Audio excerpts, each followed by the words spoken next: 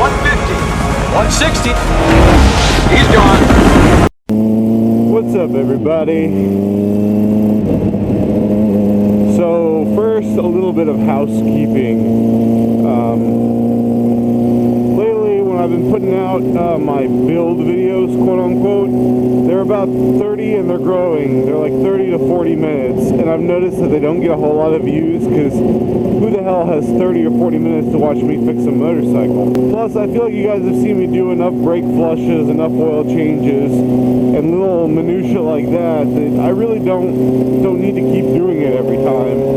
At least not for the camera.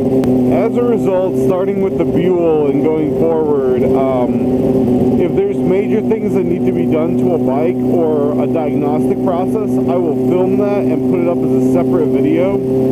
So on a Friday or something, you might see 3 or 4 videos pop up at the same time, all having to do with one bike, which is just various things that I did with that one bike. And so that's going to be the way it is going forward. Speaking of the Buell, I really was hoping I'd be able to ride it today, but basically after a couple of days of riding it to work, the fork seal started leaking, which not really a huge deal 90% of the time because it basically just oozes a little bit of fork fluid.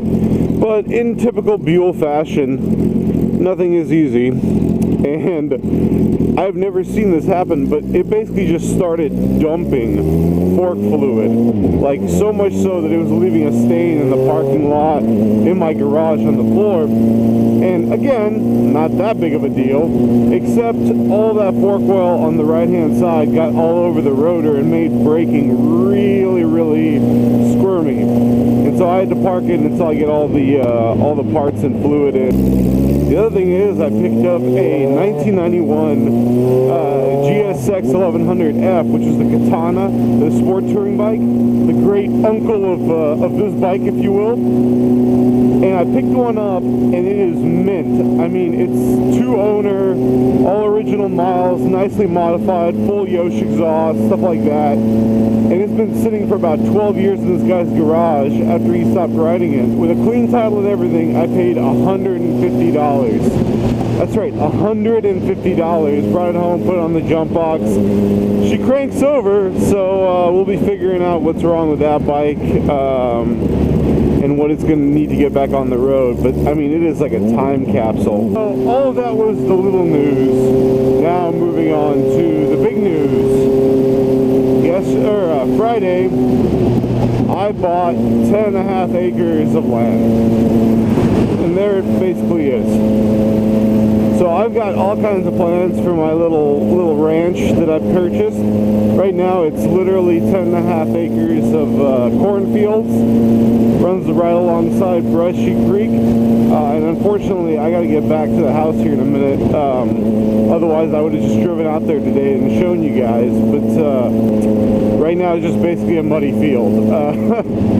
But I have all kinds of really, really cool plans, and I guess you could say MaksWerks Ranch is born, and at some point here in the future you're going to start seeing MaksWerks Ranch videos where I will show you how to do all of the things that I have absolutely no idea how to do, so it should be fun.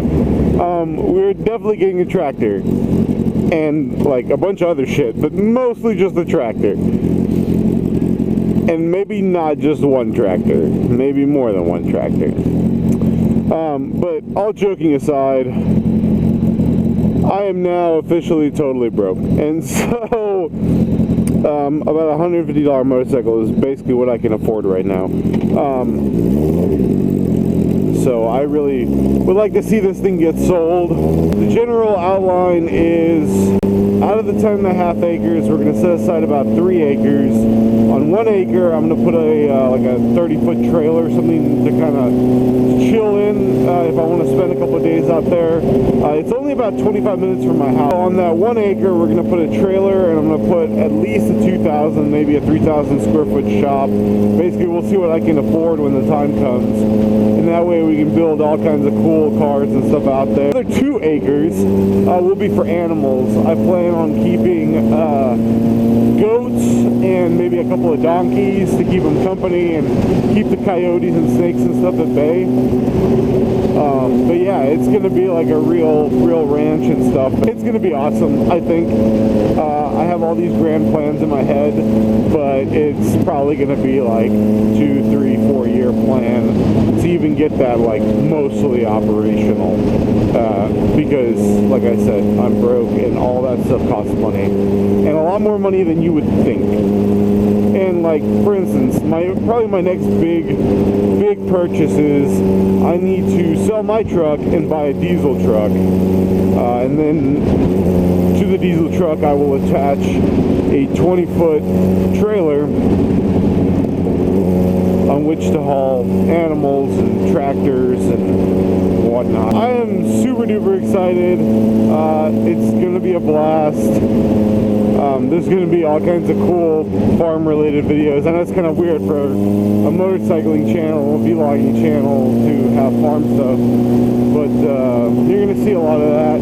The other thing is, in the past like 6 or 8 months, I've kind of neglected the house. Not really neglected, like, but basically I put all of the house projects on hold. I'm going to kind of revamp my attitude towards those projects, and so we're going to see some traction on some of those things, and you're gonna watch me dig some holes and do some interior stuff, and it should be okay. I won't say it'll be fun, but it'll be okay. But it's times like this where having a secondary stream of income is really important, and hopefully here at the end of the month eBay is going to figure their shit out, because I had a bit of a conflict with them, and I'll be able to start selling stuff in mass again, just in time for the holiday season.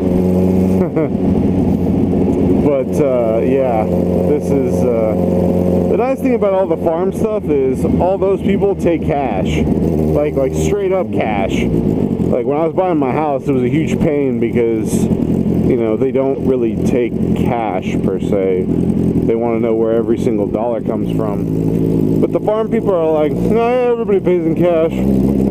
I'm like, farmers only deal in cash, and so works for me. Alright guys, I gotta fill up this big fat bitch and get on home. Peace.